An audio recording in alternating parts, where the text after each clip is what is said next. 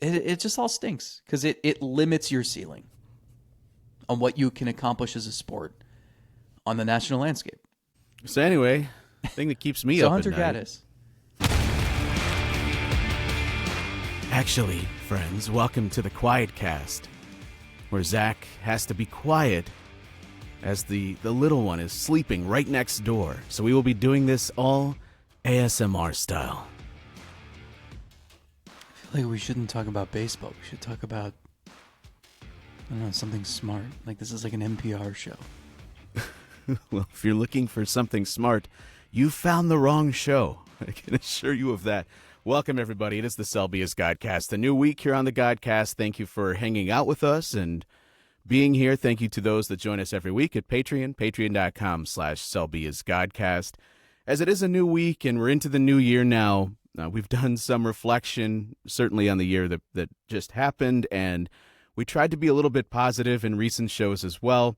Today I want to give just a little bit of mix of everything because I feel like a reset is necessary to establish sort of where we're at in this part of the offseason, where there's still some moves that could happen in the near future, but also the roster's taking shape, and this might be a pretty close copy of what you see on opening day.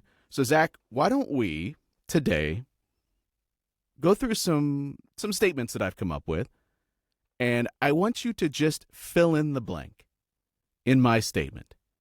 I'll get you 75% of the way there, but I want you to push us over the finish line with whatever you're thinking, and I'll leave it open-ended. It could be a word. It could be several words. It could be, I don't know, brackets and parentheses. You could do whatever you want with it, but I'll give you a sentence, and then you complete it. Does that sound good? Yeah, I like doing only 25% of the work. Hi, everybody. Welcome to our show. That's Zack Meisel. All right, let's start this off with, I said positivity. Let's keep the positive vibes moving for just a few more minutes. First statement I have for you on today's show. One player, for reasons I can't explain, I have high hopes for in 2025 is blank. For reasons I can't explain? So then Can't I'm explain. just listing a name with no explanation. Well, no, I just mean that the reasons for it, it's more just, vibes. It's just a feeling. There's nothing tangible that necessarily you could point to for having good vibes on this player, but you just have them regardless. Yeah. I'll go. So I want to say Gavin Williams, but I feel like that answer is simply the stuff. I mean, the stuff is just so good and can be so good that the explanation is pretty simple. So maybe reasons I can't really explain, I guess, would be Tristan McKenzie. And I'm clinging to those vibes from a few years ago. I'm remembering him pitch in 2022 and just how consistently dominant he was. And that pitcher is in there somewhere, and he knows it, and he's had an off season to reflect after, it's been a rough 2 years, and one was rough because of the physical part of it, and I think the second rough year was rough because of the mental side of getting past the physical part of it. And so you would hope that now all that's in the past and he can recapture what made him so good, because it's such an important year for him. And you think about what him returning to anything resembling that 2022 season would look like, just how important that would be to the club. So there's not like here's the path to Tristan McKenzie recapturing his old form, or like I'm confident because X plus Y equals Z. It's just that guy's in there somewhere. And I think maybe we'll see it. Yeah, I couldn't decide whether the vibes come from a hope that this player succeeds because it would mean great things for this organization, or if there actually is a belief that they're going to be good. I struggled with that as I was even putting this sentence together. I think there's a mix of that for you on Tristan. Certainly we know what any sort of presence he would have in this rotation. Forget just being in front of the rotation guy, but just being a guy that you're comfortable handing the ball to every 5 days and doesn't put your bullpen behind the 8 ball. And then the guy that follows him the next day, you have to worry, I got to give extra length because Tristan could only get through 3 innings today. just being a guy that gives you 5 2/3 innings at the very least, every single time out, 3 runs, maybe no worse than ever 4 runs, that would be a nice thing to have at the back of this rotation. Well, and that's the thing is we talk on the show all the time about turning Fs into Cs, right? And he's had 2 seasons of, the first, so 2023, he just was unavailable. But that's an F. You're getting nothing from that player, even if it's out of his control. And then last season, you're right, there wasn't much, you didn't have hope when he took the mound that, maybe this is a start where he goes 6 innings and gives up 2 runs. There was just, that felt like asking way too much. And then, by June, he was gone. So you're right. Even if I'm not expecting it to look perfect. I'm not expecting him to have a sub-3 ERA like he did 3 years ago. But can you be a C instead of an F? Can you be a B? Can you be somewhere in between what you were and what you can be if you're right at this point in your career? There's a lot of room for a helpful pitcher. It's weird. You say F is the year where he gives you nothing. He's off the radar. But what do you do that's below that? What do you do when you're taking away value? And really, that's what he was doing last year. One of the worst starting pitchers statistically in baseball last year was Tristan McKenzie when he was on the mound. That's an unfortunate thing to say because I think both of us like the guy personally, and we know it's not for a lack of trying. But physically, he just wasn't able to be that guy. So what is even the turnaround from taking away value to at least providing a little bit? That's a nice swing on the spectrum scale. And he knows that the stuff is there.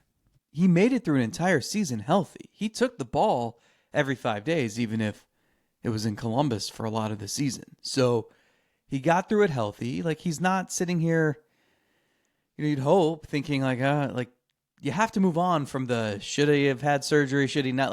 That's in the past. So it's got to be full speed ahead, and he has to figure out how to not think about that, not worry about it, and take what he has at this point in his career and be effective with it.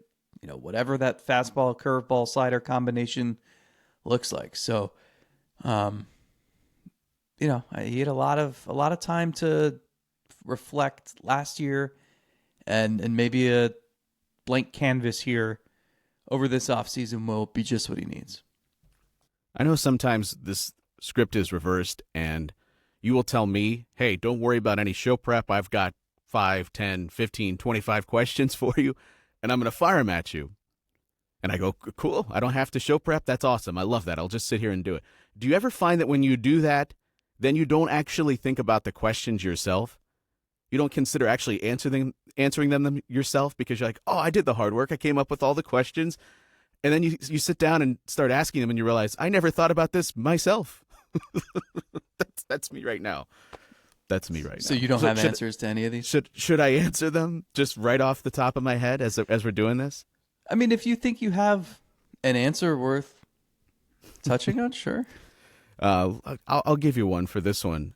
And this is, again, similar to what I said earlier. I don't know if it's just a hope because him being good would mean a lot to this team or if it's an actual belief that he will be better. But I'll say Bo Naylor. Bo Naylor, I can't... I'm not going to say or suggest that he was the guy that he was down the stretch at the end of 23 because he was phenomenal with the bat. I know this team has said great things about all the strides he's made defensively, and they really like that side of the ball this past year. Okay, that's great. He's got to be better than what he was. I believe that at the very least there is a league average bat in there. I got to believe it because we've seen it for at least a little bit. It's not like, remember the year that Roberto Perez went off with the home runs, and he was doing that, but I don't know that was sustainable. It all came together. Whatever, it worked. Bo Naylor, I just feel like there's a better hitter in there, and I know for young catchers in this game, it is a long adjustment process to the major leagues because you're doing twice as much work as everybody else. Not only are you worrying about your offense, like every other young prospect, but you're worrying about how to grow and take care of the pitchers as well, and how to call a game, how to be able to integrate what the team gives you and all the information they do before a game into the actual game plan. How do you adjust off of that if the pitcher has no desire to throw what you want him to throw? How do you work them through the game? How are you a psychologist to get them through the game? There's a lot on their plate. So I'm just hopeful that another year forward, surviving the year that he did, he's not going anywhere. He's not like kicked back down to the minor leagues. You had a bad year offensively, and you're still surviving in here and the starting catcher for this club. So maybe 25 could be the year that he finally becomes the full version of himself. Agreed completely. I think, when do we do our hot takes episode or our bold predictions? I think we do that either right before spring training or first couple weeks of spring training. Okay. I think he's going to wind up hitting like 5th. Now, hold on. I don't know if that's because of one of the later questions coming up or not. I'm with you, though. I have irrational belief in him, too. Maybe it's not completely irrational. We've seen glimpses of, like, we've seen the power. We've seen him just get on a roll where he homers in 3 straight games or whatever. He has a history of being a pretty patient hitter, making good swing decisions. We've seen athleticism with him. We've seen him get hot. The last 6 weeks of 2023, I mean, we can keep living in the past, but that guy was one of the best hitters in baseball. That's a long enough stretch to know that it's in there somewhere. And we just never saw it last season. So, I don't know. Again, for a guy like that, a young hitter, it's also tough when you struggle for the first couple months of a season. I think you start just you walk up to the plate every night after night after night. You look up at the scoreboard, you're hitting a $195. I think you start to believe that that's just who you are and that you're never going to get out of it. But you get to the end of the season, and I had someone tell me this about Brian Rocchio, where he got to the playoffs and it was, hey, you go 2 for 4 your first game in the playoffs, you're hitting 500. No one remembers what you did in the regular season. Those stats are nowhere to be found. So it is like a clean slate, and you can build off of that. Maybe that happens with Bo Naylor. Maybe wasn't his last hit of the year a big hit against the Yankees? His last at bat. So yeah, I mean his last few at bats in the playoffs, he was actually doing some damage and contributing. Yeah, he was a so part of that's possible. Part of the game that we recapped. He came off the bench. He's the one that scored ahead of David Fry. Yeah. Right? So, is that what that was? I think so. I don't know, man. That was last year. I have to go back and listen to the show again to remembering. Whatever. Let's go to the other end of this spectrum here. Let's bring the vibes down a little bit. One player, for reasons I can't explain, I have feelings of doom about, is blank. So, again, like, I'd say Ben Lively comes to mind first, but that's reasons I can explain, right? He outpitched the stuff and did it. I can't explain how he did it because he did it so consistently. So feelings of doom make me think about the bullpen just because it is a volatile part of any roster year after year. And to expect all of those guys to be as unhittable as they were is foolish, right? I think Clase can... I don't have doom thoughts with him. Cade Smith, I feel like he's just such a robot. I don't think it's him. I guess Hunter Gaddis is my answer here. I felt like he didn't get enough credit. I think because Cade Smith had the strikeout numbers and he was always cleaning up messes. I think because Clase had an ERA under 1. Even Tim Herron, maybe because he's like 6'8" and he's this awkward looking dude who's like pumping his fists and screaming when he gets a big out. But Gaddis is just like so under the radar and hiding behind that beard, and he's pretty composed. And he doesn't have big strikeout numbers, but he was incredibly consistent. Remember, he had that really rough stretch. They figured out that they think he was tipping his pitches for about a week, and that was it. Like, didn't give up runs again until, September or something. But, he came out of nowhere, failed starter, I'm not saying I have feelings of doom, but I have feelings of doom about the bullpen repeating what it did and what that would mean for the pitching staff. And I guess I just, Gaddis his ERA could double and he'd still have a good season, but there's a big difference between a 150 ERA and a 3 ERA. Does that make any sense? It does. I mean, it'd be expecting a lot to just them all to come back and put together, hey, I know you gave us one of the best relief seasons in this franchise's history. But we're going to go ahead and need you to do that again, just at the same level. If you could just keep everything you did last year, just do that again. Even if he's fantastic, there's a chance he could be that and not as good as he was this past year. All these guys in the bullpen. You mentioned the tipping of pitches. This is totally aside here. Do you ever think there's a time in Carl Willis's life as a pitching coach that he's got a pitcher that the stuff is there, but just maybe mentally they don't have conviction or they've just run into a rough spot and you've tried different things and it's just not working? Do you ever think you say, hey, come here, we actually realized you were tipping your pitches, so we're going to need you to make some subtle adjustments here, and then after that you're going to be right as rain? And then you tell the pitcher this, you maybe tell them to change some subtle thing in their delivery, and it's just this placebo that they actually weren't tipping any pitches, but you gave the pitcher something that they actively say, oh, I understand why I'm now getting my teeth kicked in every other start here. I was doing something wrong. It wasn't my stuff.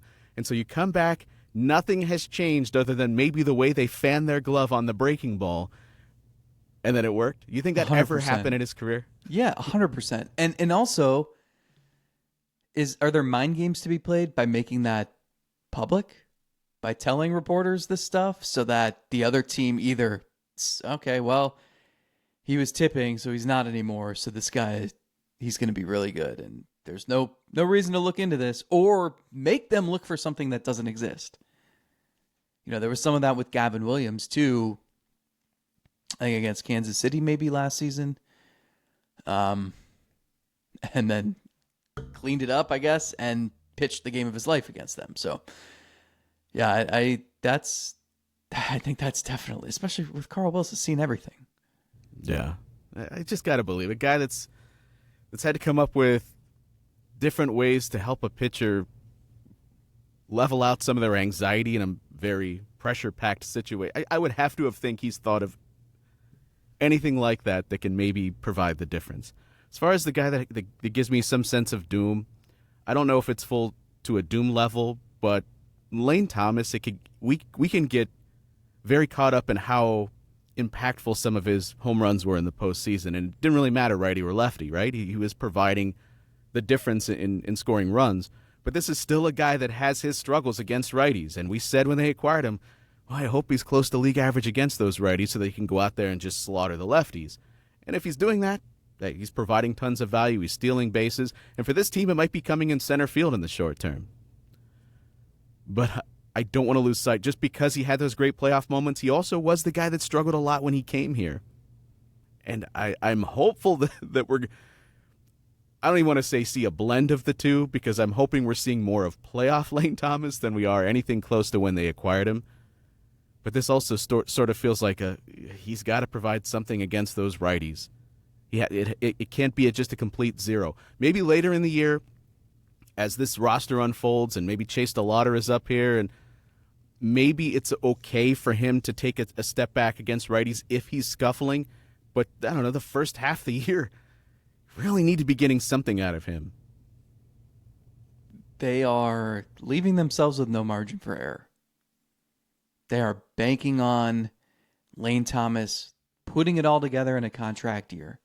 They are banking on Carlos Santana not falling off a cliff at the age of 39. They are banking on Bo Naylor. Keep him away from cliffs. They are banking on Bo Naylor. Don't even let him go.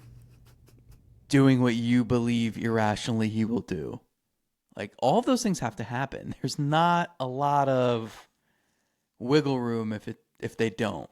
And yeah, that all of that would give me dread or feelings of doom.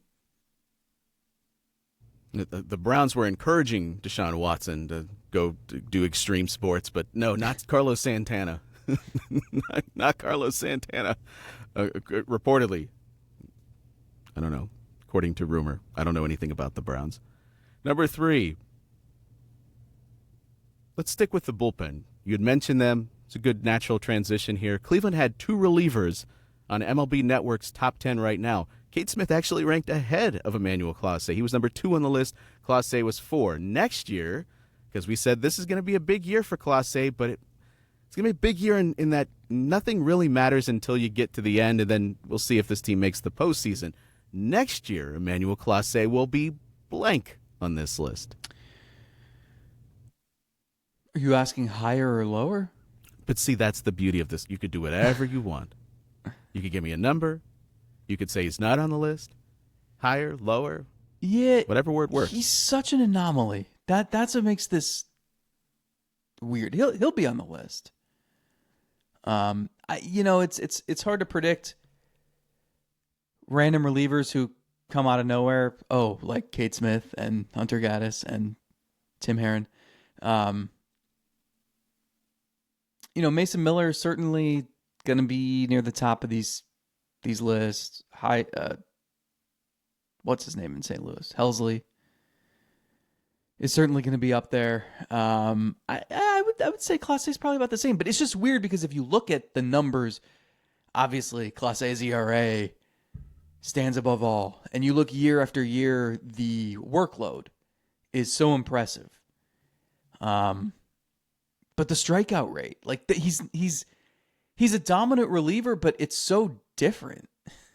Like all these other guys, Mason Miller's strikeout rate was like almost twice what Clase's is. So it's just how he does things, and it's different. I don't know like what goes into these lists to create these rankings. I don't think Clase is going to have a sub 1 ERA, but he's had seasons where he's had sub 2 ERAs. Like, based on his history, if you had to guess, hey, one reliever in baseball is going to have a 0.61 ERA. Like, Clase would be a pretty good guess for that last year, right? So, I'm really curious to see just mentally how he approaches the season, knowing he did everything pretty perfectly during the regular season, and then it all fell apart in October. And so, are you on this redemption tour? Are you feeling sorry for yourself? Are you just pissed at the world? Are you just counting down the days till October? That'll be interesting. I'm so here for the Clase revenge tour. Yeah. That'd be a fun one to partake in. So I like the list. I don't know. He'll be up there. Like I think, but I also keep waiting. We hear every year like, oh well, he's going to attack the top of the zone more. He's going to add a sinker or a changeup or something, or like, and we haven't seen that. I mean, I do think his approach was much better last year.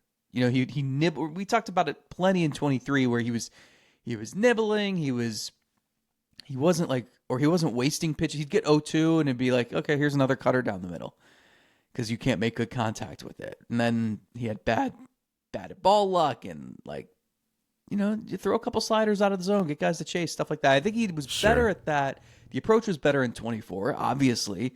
Look at the numbers, but you have to keep evolving. Even the best pitchers, you have to make some adjustments. So I just don't know what that's going to look like. And so, like, if he is number 4 right now with the numbers he put up, what does he have to do to be number 1?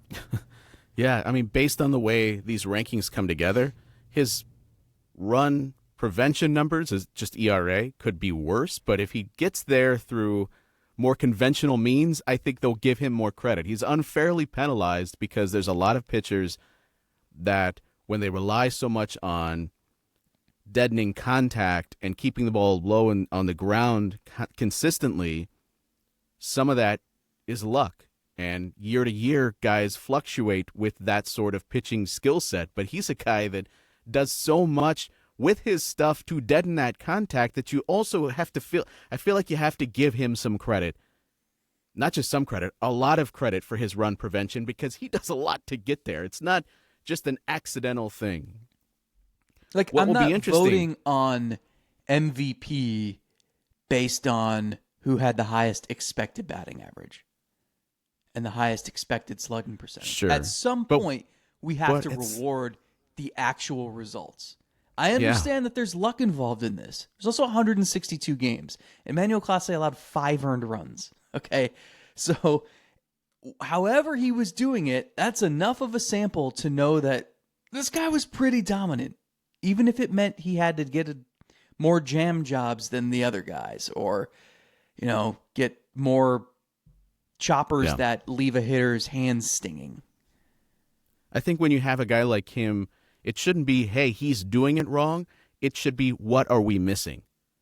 That should be the reaction. What are we missing that he provides that other pitchers that rely on similar ways to get outs, what does he hold above them, and can we give him some credit for that? Now, what will be interesting is if you just looked at everything about his 2024 season up to the last 5 minutes of it, you would say this is a guy that doesn't need to change anything. And whatever changes he made, they were perfect. What will be interesting is to see if this postseason is a catalyst for some bigger changes in his pitching repertoire. If it goes beyond just theory, hey, what if he added this, or what if he changed the way he attacked? It will be very fascinating to see what he does change. And if he does make any sort of noticeable changes, I think we can all point to the postseason as the biggest reason why. Because if that didn't happen, you think that man would change a damn thing about 2025? I don't think so. Not a chance. For me, I agree with everything you said. I can't see him falling outside the top 5, even if he's not quite as good. If he's anywhere close, this is surely one of the 3 best relievers in baseball, closers in baseball, however you want to phrase that. I think he's consistently up there. Just when you do lists like this, they are more willing to give guys with the strikeouts more credit. And I understand that. But even outside of what happened in the postseason, you're going to pick 3 guys. You can have any of these 3 guys to attack the final 3 outs of the game. I think he's still going to be there. We'll see what happens, though, as far as just changes also, he makes. I don't think there were 14 relievers in baseball last year who had an ERA under 2. And 4 of them were Guardians. They had 4 of the 11 best relief ERAs. And that's insanity. Maybe that will lead us here. I don't know. I don't know what your response is to this. The thing that keeps me up the most at night, this is outside of a crying infant, is blank. Thing that keeps me up most at night. More positivity in 2025, right? Hey, you can't help. If it happens in your sleep, that wasn't you. That was your subconscious. No, it's going to be this. I'll keep this short. I don't want to yell at clouds. I'll take a day off from screaming about ownership too. In Cleveland, it's how short-sighted MLB has been for so many years with its vision. I'm watching the NFL over the weekend, and who are the 2 favorites in the AFC? Right? It's Kansas City and Buffalo. Those big markets? No. Those markets ever had to worry about losing their star franchise quarterback? No. And we don't spend... Did you hear... If you watched the NFL over the weekend, did you hear 1 nanosecond of conversation about market size? No. We only do that in baseball. In the NBA, maybe a little bit, but that's changing and it's weird. And we had Cavs Thunder last week and it was beautiful. And everybody would sign up for 7 games of that in June. And should. But in MLB, we're always going to have David versus Goliath. We're always going to have, hey, it's Guardians, Yankees. It's big market versus small. And to an extent, there's some health with that. Because it's good to have like storylines and the big evil empire and things like that. But when it's the only thing you have, it's brutal. And you just look at the stranglehold that the NFL has on this country. And I gotta tell you, I don't think the product is that great. I watch football religiously. Part of why I have my job set up in the way it is so that I have Sundays free in the fall and winter. Like I have had more opportunities to cover the Browns than I can name. But I don't want to spend my Sunday in a place where I don't have access to every game all at once and see who's scoring every single touchdown and all that, right? So I think what keeps me up at night is the fact that MLB could be sitting here in an incredible position, and they're not. I think the on-field product in baseball is better than it's been in a long time. I think the superstars and showcasing their abilities we're at such a great point. Shohei Ohtani had a 50-50 season. Does the average American know that? Probably not. Aaron Judge is doing incredible things. And I just think so much of what baseball has to offer gets lost because we have neglected the 2 of the 30 teams for a long time. And also, ownership in those cities have not done their part either. But I'm also sick of caring about that. And I just think, like, none of this is new. It keeps me up because we see teams cry poor because of TV deal issues. We see these Goliaths, these big market teams, pick and choose which reclamation projects they want to invest in because, like, a 1-year risk is no big deal to them. They can retain any of their own players that they want. And in reality, especially with expanded playoffs, they have a cakewalk to October. So I feel like there have been so many missed opportunities to try to level things. And, also the offseason. It's brutal in baseball. In football, training camp starts and it's like, okay, like most teams have a shot at something. Like, I don't know how many people had the Broncos going to the playoffs. I don't know how many people had the Commanders going 12-5. And the teams that stink, quick turnaround. Go get your quarterback. There you go. It doesn't matter what market you're in. If the Titans land Cam Ward with the number 1 pick and Cam Ward turns out to be really good, they've got him for 15 years if they want him. So, I'm sick of ranting about this stuff. I thought we wouldn't have to talk about it like 15 years ago. But I just think if you would have found a way to make it so that there's just more of a level playing field throughout the league. And again, that's not to excuse the owners. Like, the Guardians are running a payroll smaller than what they ran in like 2001. I mean, come on. So it's a joke too. But baseball has always stood in its own way. And like, there are a lot of good players, free agents still out there, like Pete Alonso. Hey, where are you going? There are a lot of teams that aren't in those big markets. Like, he's probably going to end up back with the Mets just because that's how this works. But like, I don't know. The Mariners, go get him. Like, the Royals, the whoever, Twins need a first baseman, but they're just shedding payroll constantly. So I don't know. I'm tired of that. I think it's going to be really ugly, the next CBA conversation in a couple of years.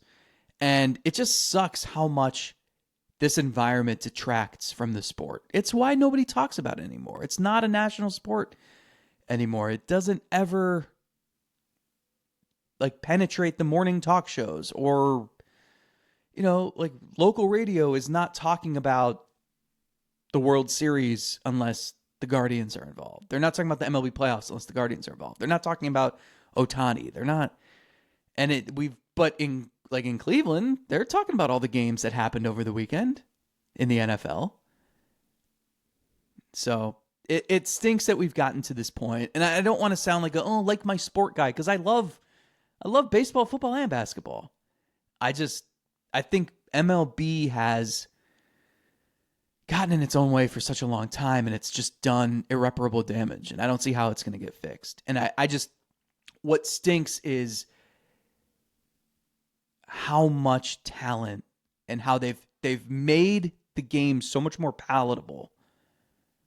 And yet, I don't think anybody knows the start. Like, you should know who Ronald Acuna is. Guy's hitting 40 home runs and stealing 70 bases. And what percentage of the American population know who he is? 2%? I do struggle. I struggle with this topic sometimes because, kind of as we were talking about in our most recent Patreon show, which we got some good reaction. We just went off the script a little bit and just talking about the most random things. So go find the Patreon show. Zach would tell you, don't do that. Because he didn't like that we went off script. But we did get some good feedback about it. But the one thing I noted, I'm in the minority. I recognize that when it comes to what I would want to hear talked about.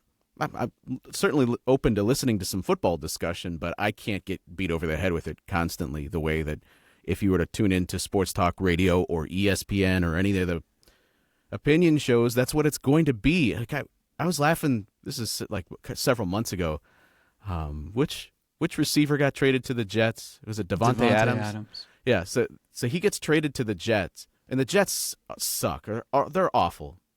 Who cares about the Jets? And he gets traded there. And my wife and I were out for lunch, and they had it on at the bar, and they were talking about it. So when we sat down, they were talking about it. When we left, they were still effing talking about it. How?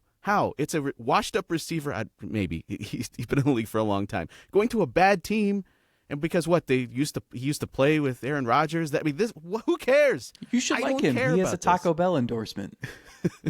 The only reason why I cared is because he was on one of my fantasy squads, and I think I had like 6 receivers that got traded this year. It felt like it's just bad situation. Anyway, I recognize that I'm in the minority that I don't want that all the time. So I struggle with this conversation sometimes because, yes, vent about it because you have to recognize what the issues are before you can address them. And I think you've done a great job of laying out what the issues are and using. This is a case where emotion has to feel some part of the argument because it's the emotion that drives the passion for the sport. I struggle with it because I don't know if I relate to casual fans that do want the football constantly or feel differently than I do about having Browns talk on 24/7. Also, I recognize on the radio, at the height of my radio listening, I was an avid consumer. There are some people that get off work and the 10 minutes in the car is the only 10 minutes they get to think about sports that day, and they want to hear talk about the Browns. I mean, I get it. Radio works differently. It's broadcasting because people are in and out of their cars, and you never know who's catching. No one's sitting down. Well, not everyone's sitting down to listen to 3 hours of the show. So all of this I totally recognize, but I struggle with it, Zach, because I think so differently. And I think, why wouldn't you want?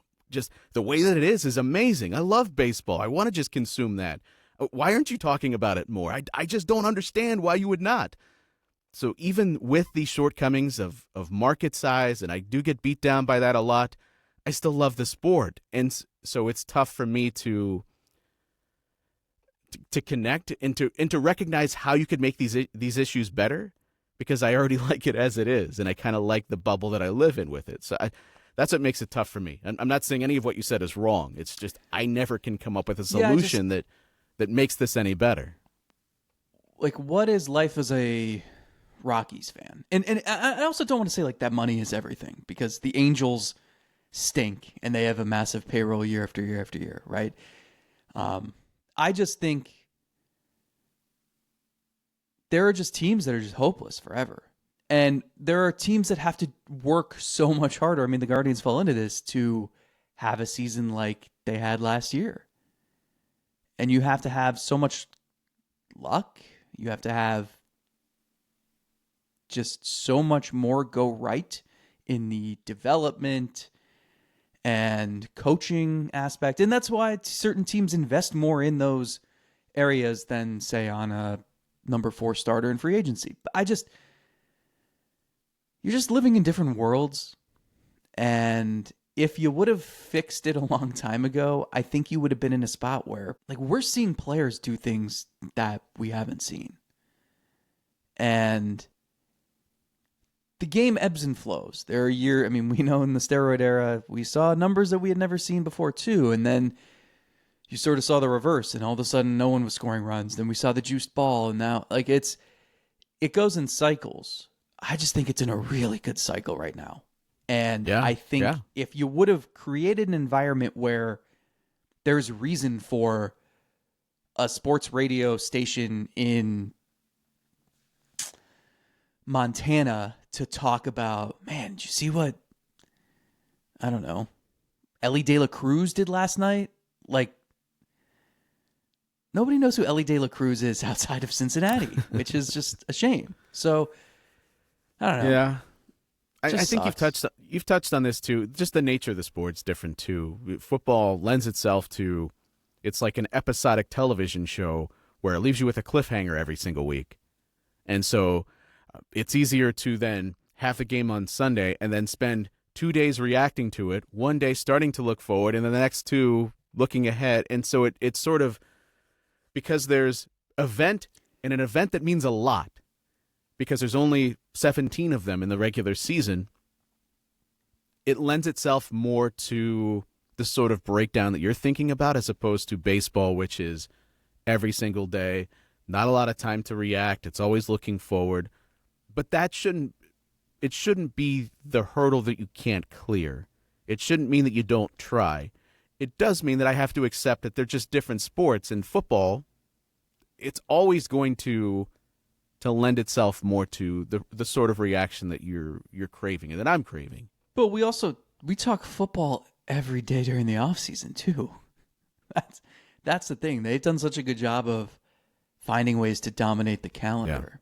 Yeah. And you can look and like, you know, the TV situation in baseball is a mess, and it's I don't know where this is going, and I'm not an expert on this, so I'm not going to predict where this all ends up in a handful of years, but like also like ESPN just does not ever talk baseball, and there are there's a lot of conversation that they're going to just drop MLB completely. They're in their TV deal. I don't know. I don't know where this goes, and I didn't mean for this to hijack the episode. And I don't even know moving forward how much that matters. ESPN, yes, I want baseball more front and center there, and yes, it still has a lot of casual eyeballs, but I can also admit that ESPN does not carry the same weight that it once did. You know, people have dropped their services, their cable, and now they can pick and choose what they want, and ESPN maybe doesn't make it into the whatever people are craving. And baseball fans, here's kind of to follow up on something we talked about, the negative part of the narrow casting and only seeking out what you want is then you sort of separate these hardcore baseball fans that love the sport from all the casual people. And the hardcore people are great. They're fine because I'll go find it. But it's also, you need to be able to reach the casual fan on occasion. And I know it's a delicate balance, and it's a good thing that if you're looking for baseball coverage, it doesn't take much to go find it. That's for sure. There's no lack of baseball coverage out there. It's just how do you get it in front of the people that would care about it for the 5 minutes where it's relevant to them. Yeah, and that's a difficult thing. Let me reframe this a little bit. I almost think I'm like complimenting the game as much as I'm criticizing it. I'm frustrated with the year and years and years of inactivity from a collective bargaining standpoint and maybe a forward-thinking standpoint. Their big thing for years and years and years has been trying to reach that casual fan, and I think they've done everything they can do, within their control in terms of the rule changes. I think have been awesome. And I think it was a big deal to change the schedule and make it so that, if you're in Cleveland, you get to see like Fernando Tatis Jr. is coming to your ballpark every other year, and you're going to his place every other year. Like you get to see these stars that you would never see before all the time. And that is helping market those players who need to be marketed more in cities that you would have no familiarity with them. So it's the fact that they've done all this good for the game. And I just think the game is in a really healthy spot in terms of the talent and showcasing that talent. It's just, there's this big boulder in the way. The game on the field too. I mean, the game, not just the talent, but how it's being played. Yes. There's so much talk in the NBA about we need to change the 3-point line. And yes, at some point you have to recognize the game has been optimized, and that happened for baseball several years ago. It's been optimized to only chase strikeouts and home runs. We need to make a change to make it more difficult on the players that have already optimized the sport. And so the NBA is going through the exact same thing too. Baseball is just further along. That's what keeps me up at night, though. That's what I'm saying is like they've done everything they can do. I feel like we always, in every sport, we always talk about, I've never seen this much young talent. That gets mentioned every year at the MLB All-Star Game and the NBA All-Star Game. And in the MLB, like finally they've gotten to a point where show off that talent. Like the fact that Ellie De La Cruz can steal 80 bases and there's it's not perfect. Like we need to figure out how starting pitchers can be I don't know, marketed, showcased better. Because staying on the field and pitching, that would be that's what I'm saying. That's But the in one area terms of, that's like, they're lacking right now. yeah, it's just like the issue. Like if Shohei Ohtani was playing for the, I don't know, the Rays, like how much attention would have been given to what he did? None.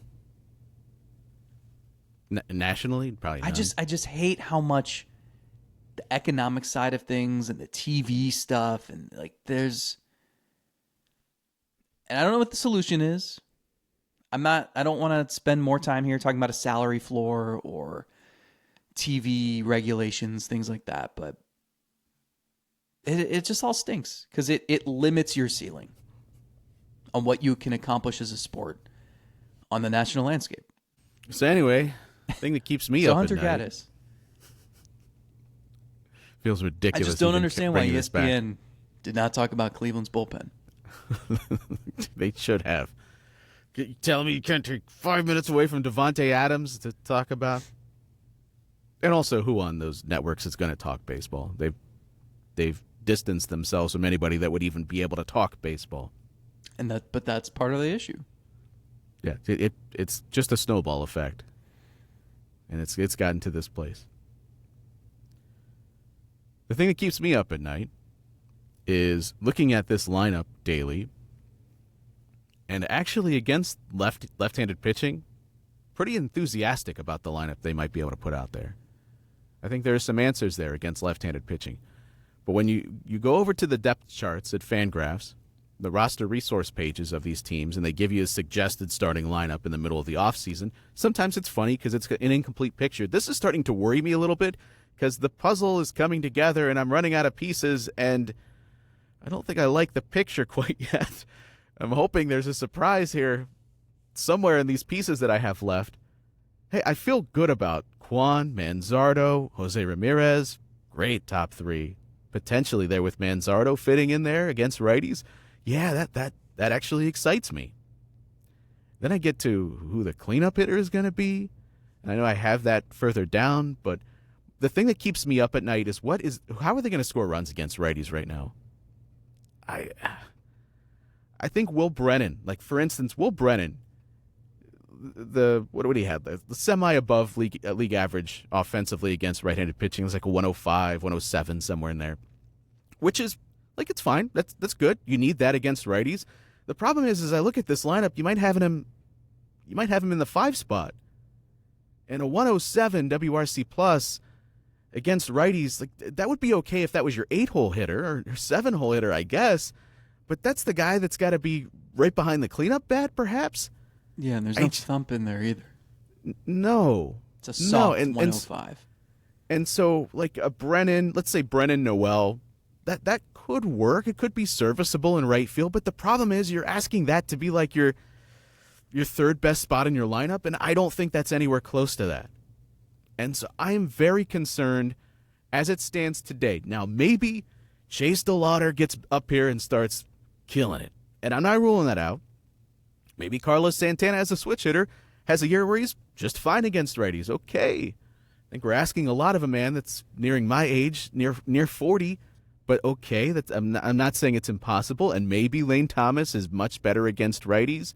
A lot of maybes here.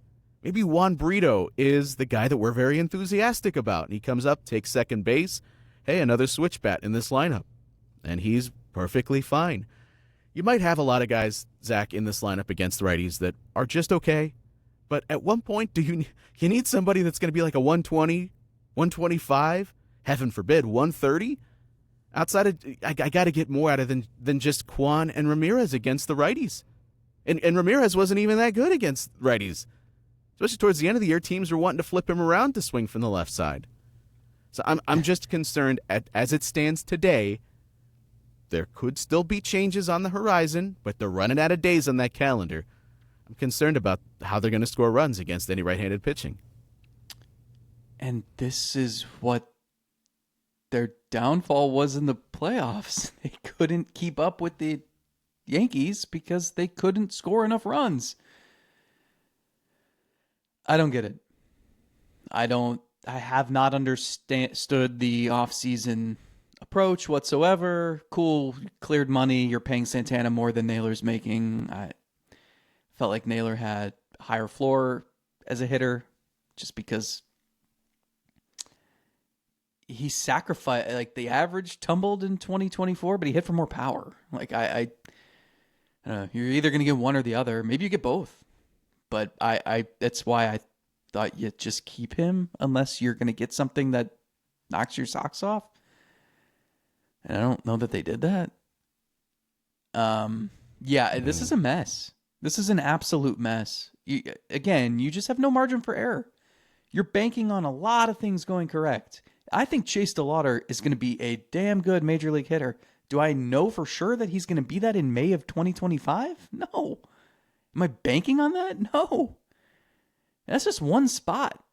Like what? How many positions on the field are you confident they're going to get? And not just like, I don't know, Will Brennan, even a 105 WRC plus against righties, but it's like, does that instill any fear into pitchers? And I like Will Brennan. He's a good dude. And, he showed flashes, especially when he got called up in 22, that like, this guy can hit. He's good. But we haven't seen that. I just, like Noel has the threat of power. There's so much swing and miss. I don't want to put too much on his plate.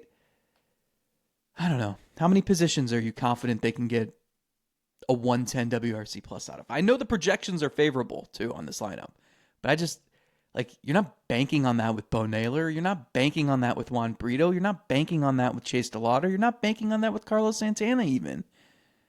So, there are certain guys who it's like, yeah, it's plausible Santana gets there, but he's 39 years old. Like, I'm not hitching my wagon to that. I'm not saying, well, if we're going to win the World Series, this guy's got to have an awesome year at 39. It's just a lot of risk up and down the lineup. And that's, again, you're also banking that Jose Ramirez and Steven Kwan stay healthy for the entire season. And Kyle Manzardo, I think that dude's going to be an awesome hitter. He's still young. He's still unproven. I think there's less risk with him than some of the other guys, but there's still risk there too. So I don't know. What was the question? Who should hit cleanup? Anthony Santander? That's later. That was later. But now we're 53 minutes in and we're already seeing how this is going to go, as I had 6 more questions on my list, and we're an hour in. This looks like it might be a part 2. You could convince me that the lineup later in the year, once Brito gets some of the, I don't know, you take the training wheels off him and DeLauter, I guess. Maybe you swing a trade for someone. Maybe Bo Naylor's you can talk Travis yourself Bazzana's into here. It looking pretty good, but that's easy to do in January. Sure. And we credited this team for getting off to a hot start last year. It would be very beneficial for this team to do that again this upcoming year, to establish themselves early instead of trying to play catch up later in the year and having a solid, steady lineup at the beginning of the year. I mean, they won a lot of games early because the lineup came through and they were showcasing more power early in the year. And then that faded a little bit in the second half, and they weren't as dominant as they found themselves to be earlier in the season. It doesn't take any sort of scientist to figure it out. Are you surprised that this is the conversation we're having about the lineup after the success and also the surprised? No. The struggles disappointed. with the offense? Disappointed, yeah, absolutely.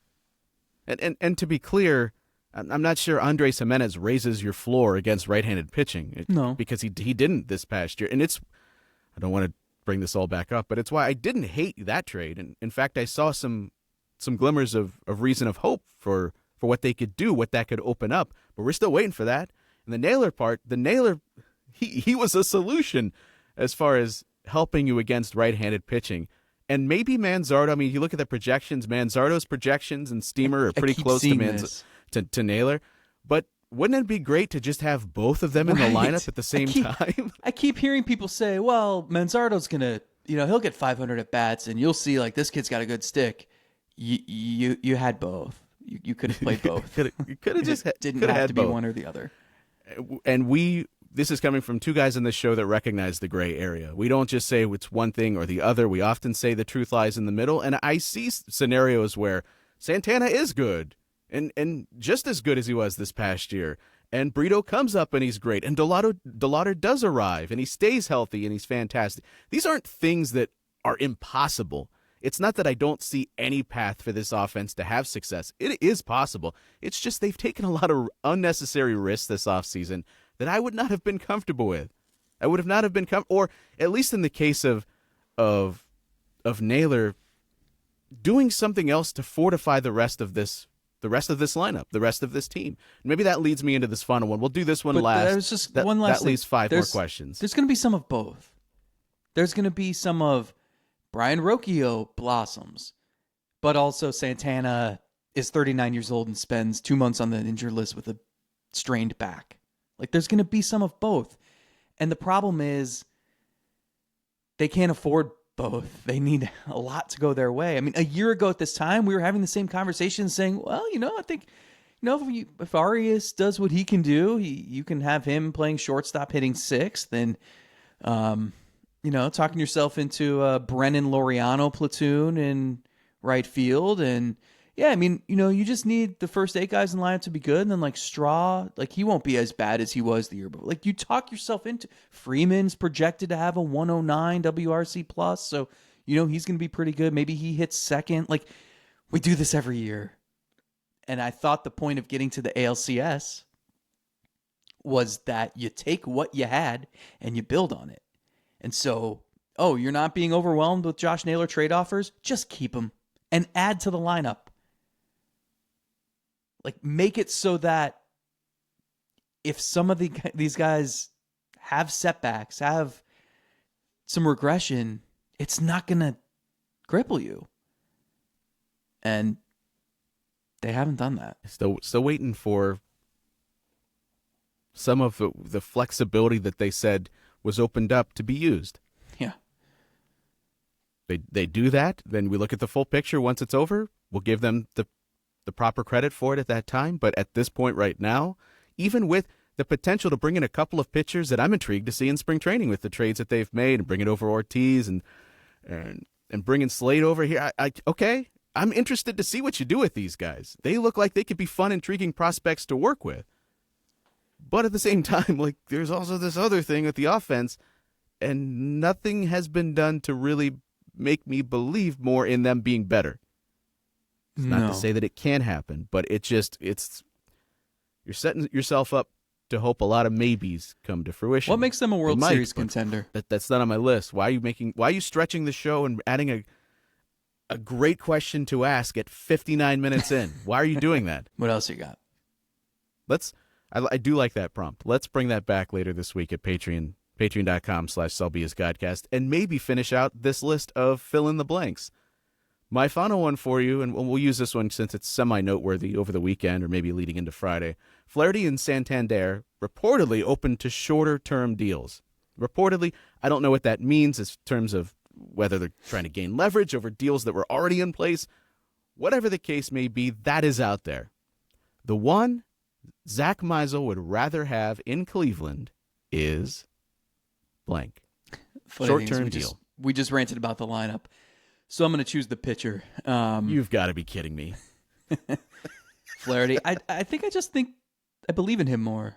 Santander, 44 home run. Like, that'd be the easy answer to your previous question. Who should hit cleanup? Him. But liability defensively, aging guy. Short-term deal. Short-term deal. I know, but if you're saying which of these two players would I rather have on the short-term deal? 2025. Put one of them on Cleveland. Go. I still want. I think Flaherty's really good, and I think Cleveland will get the most out of most starting pitchers. I do have concerns about how much of Flaherty's fantastic pre-trade Flaherty version is him, and how much is the guy that wasn't quite as good afterwards? What truly is his best? Yes, both of them would make Cleveland better. I'm going to lean towards the offense here. If I had to pick one to sign to a long-term deal, I probably would go the pitcher, even though that's risky. If I was forced to, I wouldn't really sign either to a long-term deal. Like Santander really concerns me about the long-term approach for him that's so reliant on power. But coming back at the age of 30 and take his ability to give you a 120 WRC plus with 40 bombs, sure. Yeah. Sure. And I'm just dreaming of a Bybee, Flaherty, Bieber, Williams, McKenzie, Ortiz, Cantillo, Nikhazy. Rotation. Santander, I mean, they're familiar with him. And doesn't he sort of fits the mold of what they now like offensively, the guys that don't strike out a ton, still able to draw walks. He's like almost at a 9% clip last year, didn't strike out over 20% this past year, and hit 44 home runs. Seems like a lot of what they like. Is this a 1-year deal you're saying? I'm saying if they sign a short-term contract, it would probably be something to the effect of a 2-year deal with an opt-out after one, or a 3-year deal with opt-outs after every year. That's what I'm imagining. Read it maybe as like a 3-year deal with a couple opt-outs. With Santander, but I would imagine, like if I don't know if I'd want that. I would imagine that he's going to be at least good enough that he's going to go back and test the market. It's going to be better than the 3-year thing that's in place. Yeah. So my answer here but is, also just spend some frickin' money. Just do that. Yeah. Like who cares? I think Flaherty is really good, or can be. So in a vacuum, I lean toward him. In this scenario, if you're guaranteeing me it's only going to be a 1-year commitment, I certainly can see the case for Santander given the lineup's shortcomings.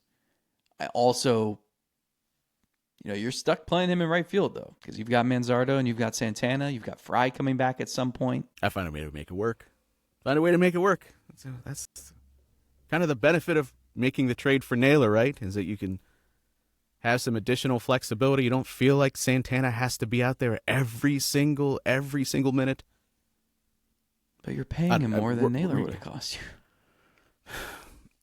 Tired of having to care about that.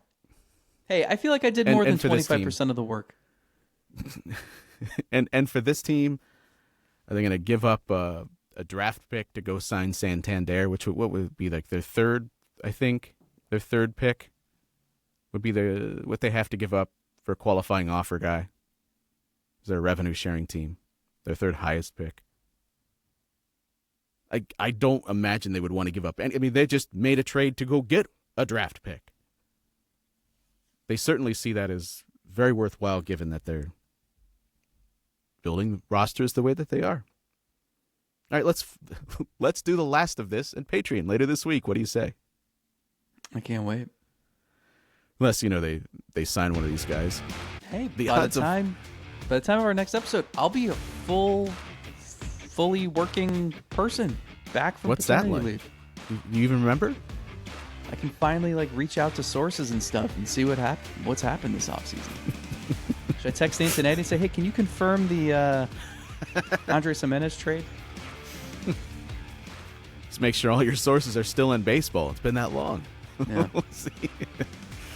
Later this week, patreon.com/SelbyIsGodcast. Until then, bye.